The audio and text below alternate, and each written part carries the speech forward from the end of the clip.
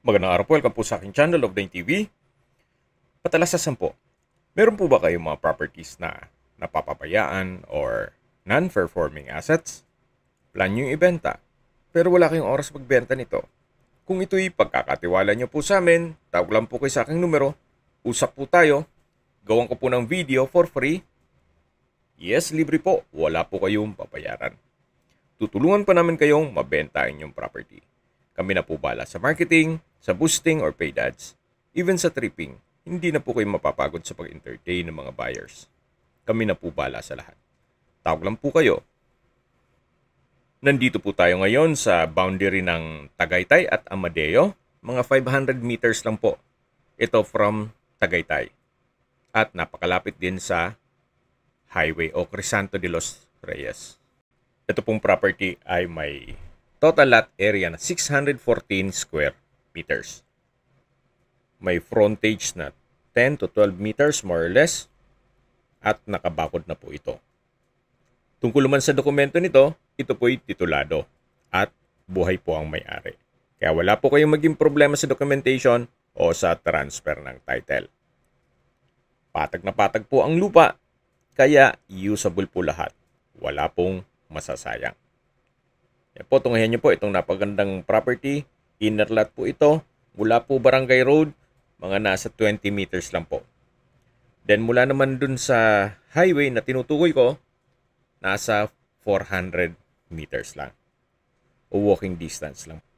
Kaya accessible din po ito ng public transportation.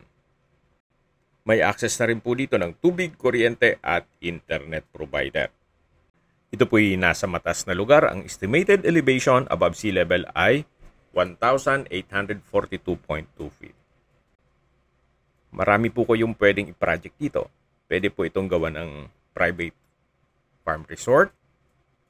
O kung ayaw nyo mang magnegosyo, maganda rin po ito na gawan nyo ng inyong bahay bakasyonan o rest house para sa inyong retirement.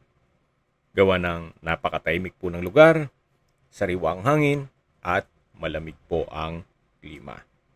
Ang kagandahan po sa ganitong sukat na lupa na 614 square meters ay less maintenance.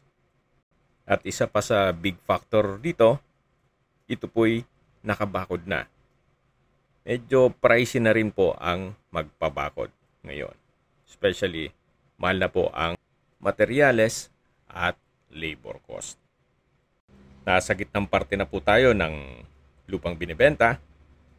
Hanggang dito po sa dulo ay may concrete fence. So, paikot po yan. Habang pinagmamasdan nyo po ito, pag-usapan na natin ang distance, location at travel time. Gaya po nung nasabi ko sa inyo kanina, ito'y napakalapit lang sa highway. 400 meters lang po ang distance at 2 minutes walk.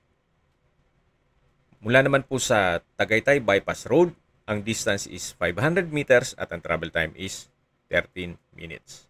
Mula naman po sa Mahogany Market, sa Tagaytay, ang distance is 4.5 kilometers at ang travel time is 9 minutes. Kung manggagaling naman po sa Tagaytay Rotonda, ang distance is 5 kilometers at ang travel time is 9 minutes. Kumpleto na po doon gaya ng malls, hotels, restaurants, banks, schools, church at hospital. Yan po yung lagi kong binabanggit sa aking video na dapat niyo i-consider sa paghanap ng property, yung meron pong malapit na hospital. Hindi ko naman po sinasabing sakitin kayo, yan naman po for emergency purpose lang naman. At mula naman po sa Manila o sa airport, ang distance is 61.3 kilometers at ang travel time is 1 hour and 25 minutes. Okay, sa presyo na po tayo. Binebenta po ito ni owner sa halagang 7,000 pesos per square meter net. Ibig pong sabihin, si buyer po ang sasagot sa lahat ng taxes at expenses with regards to documentation. Kung may mga katanungan po kayo, tawag lang po kayo sa aking numero. At sa mga kababayan natin nasa ibang bansa, meron po akong Telegram. Sa mga iPhone user naman, may iMessage. Meron din pong Imo, Skype, Viber at WhatsApp. Same number lang po, 0917-316-3399. Sa mga nagtatanong naman po ng aming Facebook, meron po kaming Facebook page na Nov9TV at Facebook Reels Video. Meron din pong TikTok at Instagram. May ibang YouTube channel po kami na The Nov9TV channel at Nov9TV Listings. Sana po naibigan yung aming video presentation. Paki-like and subscribe na lang po sa aking channel para ma-update din po kayo sa aking future listings. Sa lahat pong viewers, subscriber at nagtiwala po sa amin, salamat po sa suporta. Ingat po kayo lagi at yung pamilya. Maraming salamat po.